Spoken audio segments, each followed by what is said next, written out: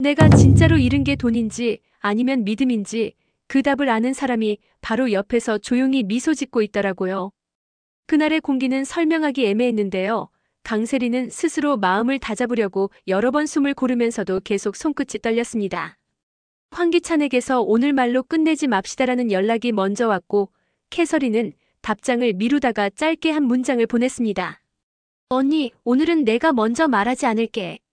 그 한 줄이 이상하게도 경고처럼 들렸는데요. 강세리는 알면서도 고개를 끄덕였었습니다. 고개를 끄덕인다는 건 진실이 오든 거짓이 오든 버티겠다는 뜻이라서요. 강세리는 기록을 꺼냈습니다.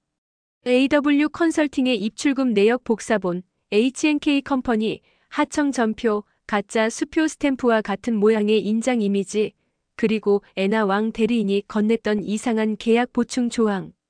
숫자와 글자가 촘촘했는데요. 숫자가 말하는 건 늘 잔인했습니다. 숫자는 변명하지 않았고 숫자는 감정도 없었습니다. 그래서 강세리는 숫자를 믿었고 숫자 사이에 끝내 이름 하나를 붙여 넣었어요. 황기찬. 이 이름을 마지막 칸에 적는 동안에도 마음 한켠은 혹시 아닐 수도 있다라고 중얼거렸습니다. 인간에 대한 마지막 예의처럼요. 황기찬은 먼저 말을 꺼내지 않았습니다. 침묵이 길어질수록 강세리는 마음이 단단해졌는데요. 단단해질수록 더 조심스러워지더라고요. 회장님, 저는 오늘 버릴 걸 미리 정하고 왔습니다. 강세리가 이렇게 말했더니 황기찬의 눈빛이 아주 잠깐 흔들렸습니다. 흔들림은 실수고 실수는 틈이었고 틈은 진실의 입구처럼 보였어요. 무엇을 버리실 겁니까? 황기찬은 낮고 고른 목소리로 되물었는데요. 강세리는 억지로라도 부드럽게 말하려고 했습니다. 의심을 버리려고요. 그 대신 증거를 잡으려고요. 첫 번째 심리적 고비는 그 다음에 왔습니다.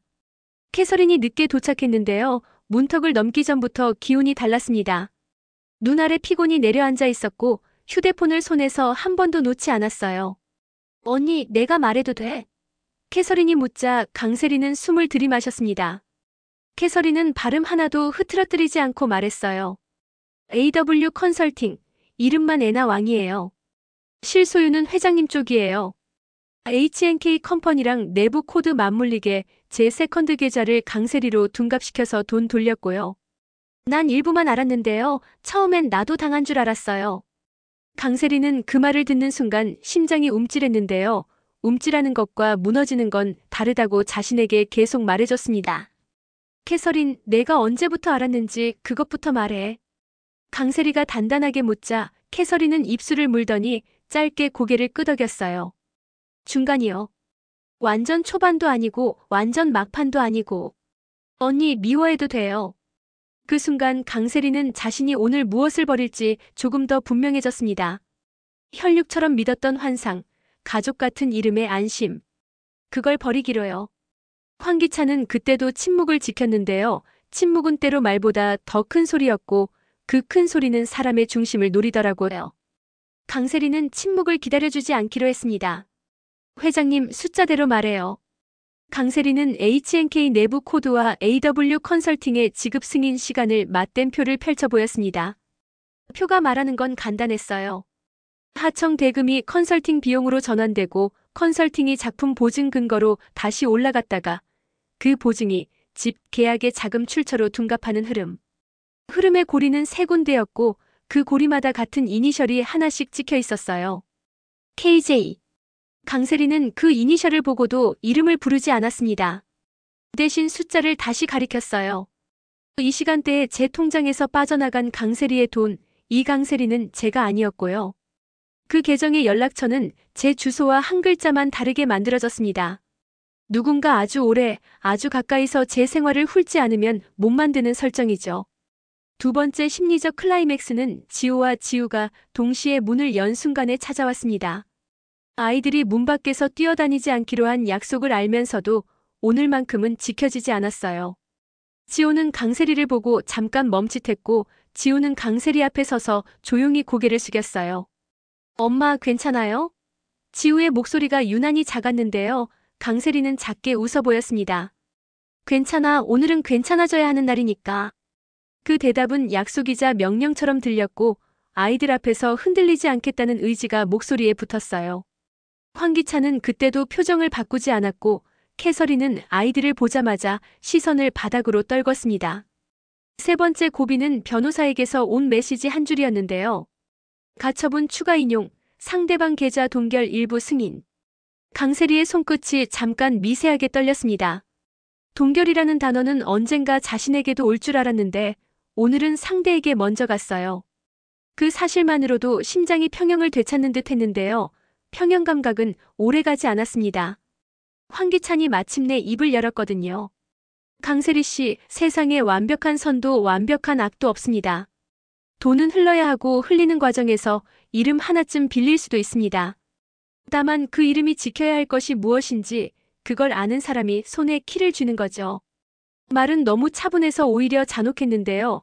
강세리는 그 차분함이 자신을 겨냥한 칼날이라는 걸 정확히 알아차렸습니다. 그래서 제 이름을 빌리셨어요? 강세리가 묻자 황기찬은 미간도 움직이지 않았어요. 빌렸다는 표현은 감정적입니다. 효율적으로 활용했다고 말하는 게 공정하죠. 그 짧은 대목이 네 번째 고비를 만들어냈습니다.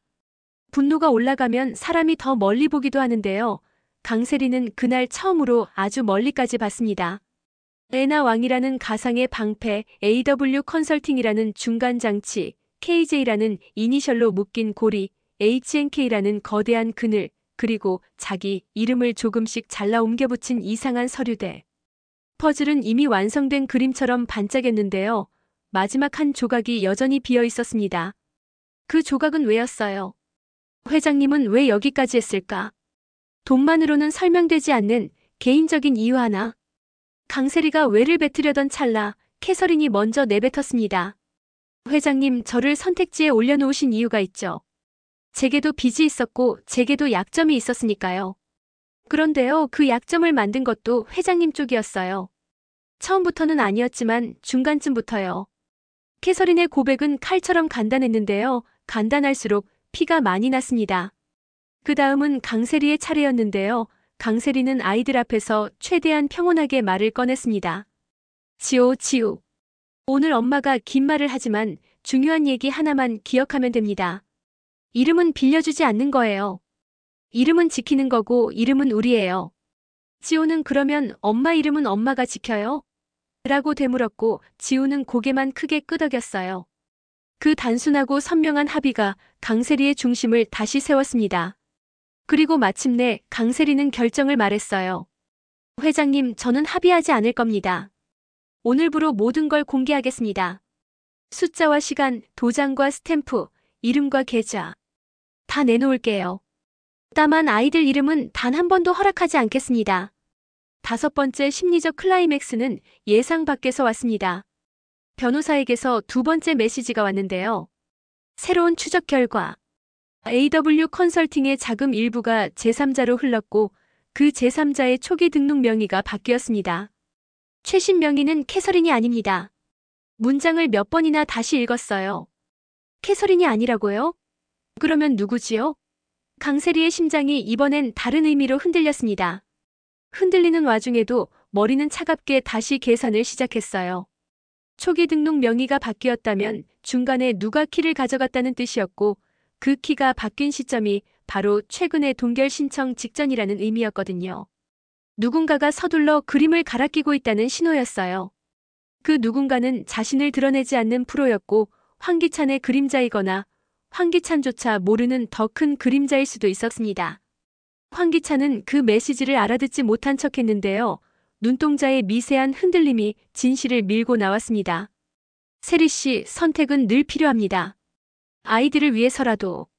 그 말은 협박처럼 들리지 않게 잘 포장돼 있었어요. 강세리는 말투의 포장을 뜯고 속을 들여다보았습니다. 아이들 이름을 입에 올릴 때마다 회장님은 더 멀어집니다. 말끝은 낮았는데요. 낮아서 더 단단했습니다. 여섯 번째 고비는 지호가 만들어냈습니다. 지호는 잠깐 머뭇거리다가 강세리에게 아주 작은 목소리로 말했어요. 엄마, 난 엄마가 지키는 걸 보고 싶어요. 돈 말고 우리 이름. 그 말은 자물쇠를 여는 열쇠처럼 정확했는데요. 강세리는 그 순간 이 싸움의 목적이 더 이상 승소가 아니라는 걸 분명히 알게 됐습니다. 목적은 아이들의 내일의 언어였어요. 내일의 언어에서 아이들이 우리 이름은 안전해요라고 말할 수 있게 하는 것. 그리고 마침내 오늘의 클라이맥스가 정면으로 들어왔습니다. 변호사가 준비한 공개 자료를 바탕으로 강세리는 짧고 명확한 발표를 했어요. 어제까지 돈이 돌던 길, 오늘 막힌 지점, 내일 뚫을 방법. 황기찬의 반응, 캐서린의 개입 시기, AW 컨설팅의 겉과 속. 사람들은 숨을 길게 참았고 숨끝에서 작은 웅성임이 피어올랐는데요. 그 웅성임 속에서도 강세리는 딱 한 사람의 얼굴만 보려고 했습니다. 황기찬. 그는 한동안 가만히 듣다가 아주 조용히 말했다고 해요. 당신이 끝까지 오겠다면 난 새로운 시작을 하겠습니다. 그 말은 항복이 아니었고 새로운 전장을 고른다는 선언에 가까웠습니다. 여운을 남기는 건 보통 마지막 문장인데요.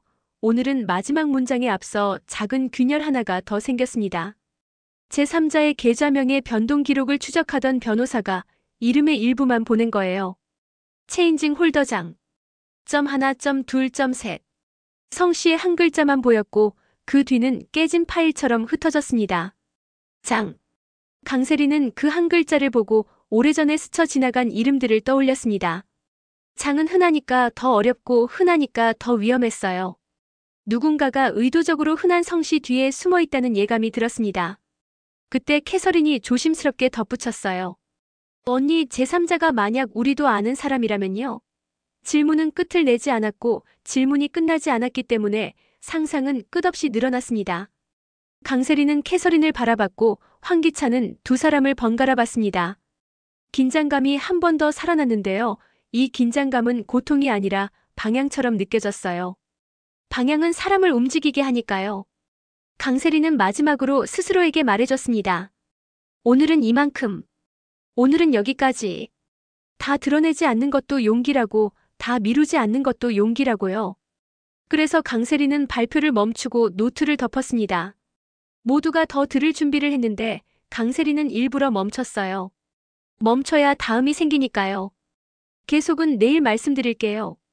강세리가 그렇게 말하자 몇몇은 실망한 표정을 지었고 몇몇은 안도의 숨을 내쉬었어요. 황기찬은 그 모든 표정을 빠르게 훑고 자리에서 일어났습니다. 세리 씨, 내일이 길어질 겁니다. 그는 짧게 인사했는데요. 그 짧음이 오래 남았습니다. 아이들은 조용히 강세리 곁으로 다가왔습니다. 지우는 손을 내밀었고 지호는 손등을 살짝 올렸어요. 엄마, 오늘은 같이 집에 가요. 평범한 말 한마디가 이상할 만큼 위대하게 들렸습니다. 집이라는 단어가 여전히 자신의 쪽에 있다는 사실이 강세리에게 큰 숨을 주었거든요. 집은 주소가 아니라 이름이라고 오늘 아침에 이미 스스로에게 말해둔 그 정의가 다시 선명해졌습니다. 문 밖으로 나오기 직전 강세리의 휴대폰이 한 번 더 울렸습니다. 번호는 모르는 번호였고 메시지는 더 모르게 적혀 있었습니다. 그 집 지하, 오래된 서랍. 마지막 인장이 거기. 누군가가 지금 이 싸움의 마지막 고리를 슬쩍 건드리고 있었어요. 그 누군가가 아군인지 적인지 아직 분간이 되지 않았습니다. 지하, 서랍, 인장. 세 단어가 한 줄로 서자 강세리의 기억 속에 오래전 버려둔 상자가 떠올랐습니다. 그 상자는 가끔 이사할 때마다 버릴까 말까 고민했고 결국 매번 가져온 상자였는데요. 누구도 열어보지 않았고 그래서 아무도 모르는 상자였어요. 강세리는 오늘 그 상자를 열기로 마음을 먹었습니다. 하지만 지금 당장은 아니었고요. 아이들과 집으로 먼저 가기로 했습니다. 내일의 문을 열기 전에 오늘의 문을 닫는 예의를 지키고 싶었거든요. 지호와 지우가 앞서 걸었고 강세리는 한 걸음 뒤에서 두 아이의 등을 보았습니다. 두 등은 다르게 생겼고 두 등은 같은 방향을 향하고 있었어요. 그 단순한 광경이 눈물 같지 않은 눈물을 불러왔습니다. 울지 않기 위해 고개를 들었고 고개를 드니 길이 조금 더 길게 펼쳐졌습니다. 밤이 깊어지면 사람은 스스로에게 조금 더 솔직해지는데요. 강세리는 그날 밤 침대 끝에 앉아 스스로에게 물었어요. 내가 정말 지키려는 게 무엇이었지? 답은 어쩌면 아주 오래전부터 준비되어 있었던 것 같았습니다. 이름. 아이들의 이름, 내 이름, 우리가 서로를 부르는 이름. 돈은 이름을 쓰지 않고도 흐르지만 사람은 이름을 불러야 사라지거든요. 그래서 내일의 계획을 이름으로 시작하기로 했습니다. 제3자의 장을 확인하는 일, 지하의 서랍에서 마지막 인장을 찾는 일, 그리고 숫자와 이름을 나란히 세워 거짓이 끼어들 수 없는 거리를 만들기. 여우는 조용히 불어오는데요. 조용할수록 오래 남습니다. 강세리는 내일이 또 하나의 전장일 거라는 걸 이미 알고 있었지만 이상하게도 겁이 덜 났습니다. 겁 대신 호기심이 들어왔어요. 누가 장인지, 마지막 인장은 어디에서 나를 기다리고 있는지, 그리고 황기찬이 스스로 말한 새로운 시작은 과연 누구를 위한 시작인지. 궁금증이 길을 만들었고 길은 사람을 걸어가게 만들었습니다. 문득 캐서린에게서 짧은 메시지가 하나 더 왔습니다. 언니, 혹시 장 메시지는 거기서 끊겼는데요. 끊긴 문장은 처음부터 이어질 자리를 알고 있는 것처럼 보였어요. 강세리는 답장을 쓰지 않았습니다. 이름은 쉽게 부르면 안 되니까요. 대신 노트를 다시 펼쳐서 맨 위에 크게 썼습니다. 내일. 이름을 확인할 것. 그 아래에 아주 작게 덧붙였어요. 얼굴을 보기 전에 흔적을 먼저 볼 것. 흔적은 거짓말을 못하니까요. 그리고 불을 끄기 전 강세리는 아이들 방문을 살짝 열어보았습니다. 지호와 지우가 각각 자신의 꿈속으로 들어가 있었고 꿈은 아마도 서로 다른 색이었을 텐데 멀리서 보기에 두 색은 같은 온도를 가지고 있었어요. 그 온도를 내일도 지켜야겠다고, 내일은 오늘보다 덜 흔들리겠다고, 오늘보다 더 느리지만 그만큼 더 오래 가겠다고 강세리는 조용히 다짐했습니다. 여왕의 집이라는 이름은 누가 붙였는지 모르겠는데요. 오늘만큼은 그 이름이 은근히 마음에 들었습니다. 여왕은 왕보다 고독하다고 누가 말했었죠. 고독은 책임의 다른 이름이라고 누가 적어놓기도 했고요.